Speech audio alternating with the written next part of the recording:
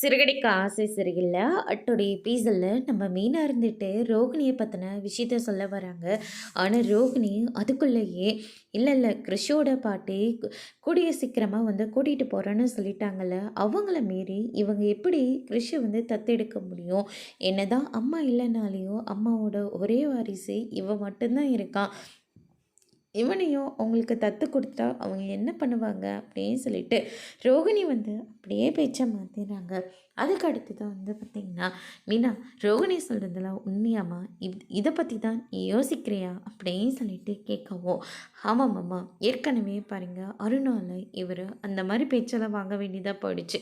இப்போ நாங்கள் கிருஷ தத்தை எடுத்தா ஆளாளுக்கு இஷ்டத்துக்கும் பேச ஆரம்பிச்சிருவாங்க.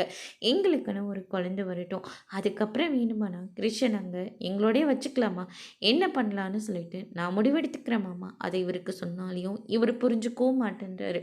அதனால தான் மாமா நாங்கள் வெயிட் பண்ணிகிட்ருக்கோம். இப்போயே பாருங்கள், நாங்கள் ஹாலில் படுத்துட்ருக்கோம். கிறிஷ் இங்கே படுக்க முடியாது தான் அந்த ரூமில் போய் படுத்துக்கிறான். ஆனால் அதுக்கும் அத்தை என்னென்னமோ பேசிக்கிட்டு இருக்காங்க. மேலே சீக்கிரமாக நாங்கள் ரூமு போடணும். இதெல்லாம் விட்டுட்டு நாங்கள் கிருஷியை பற்றி மட்டும் நினச்சிக்கிட்டு இருந்தா நாங்கள் நினச்சது எதுவுமே நடக்காது, நடக்காமல் போயிடுமாம்மா அப்படின்னு சொல்லிட்டு மீனா வந்து அப்படியே பேச்சை மாற்றி விட்டுறாங்க. அதுக்கடுத்து தான் அண்ணாமலை இருந்துட்டு, மொத்தம் மீனை ஆசைப்பட்ட மாதிரி மேலே சீக்கிரமாக ரூம் போடுற வழியை பாரு, என்னால் முடிஞ்ச உதவியை நானும் உனக்காக பண்ணுறேன் அப்படின்னு சொல்லிட்டு அண்ணாமலை வந்து சொல்லிடுறாங்க. இப்படியே சொல்லி சொல்லி உங்ககிட்ட இருக்கிற பணத்தை எல்லாத்தையும் இவங்களே பிடுங்கிக்கிறாங்க போல இருக்குது அப்படின்னு சொல்லிட்டு விஜய் ஒரு பக்கம் சொல்கிறாங்க. அதோட